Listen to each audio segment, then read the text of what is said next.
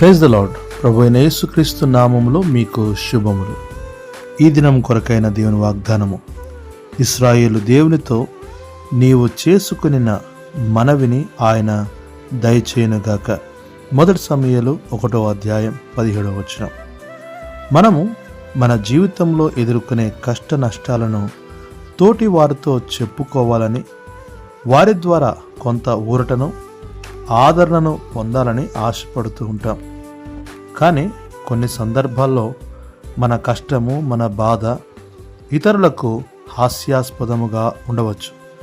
వారు మనలను అర్థం చేసుకోలేకపోతే అప్పుడు పరిస్థితి ఒకంత కష్టంగానే ఉంటుంది. అలాంటప్పుడు మనలను, మన స్థితిని అర్థం చేసుకోగల యేసుక్రీస్తు ప్రభువును ఆశ్రయించడం ఎంతో మేలు. ఆయన మనలను అర్థం చేసుకున్నంతగా మరి ఎవరూ అర్థం చేసుకోలేరు.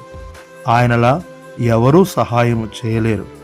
మరి ఆయనతో నీ పరిస్థితిని గూర్చి ఏనాడైనా మనవి చేశావా? అలాగైతే నీ మనవి అంగీకరించబడుతుంది. అయితే ఆ మనవి ఎలా ఉండాలి? మన స్వార్థం కొరకు చేసే మనవి కాదు గాని అది దేవునికి మహిమకరంగాను, దేవుని సంఘమునకు, దేవుని ప్రజల క్షేమము కొరకు అడిగిన ఏ మనవిని ఆయన తృణీకరించడు.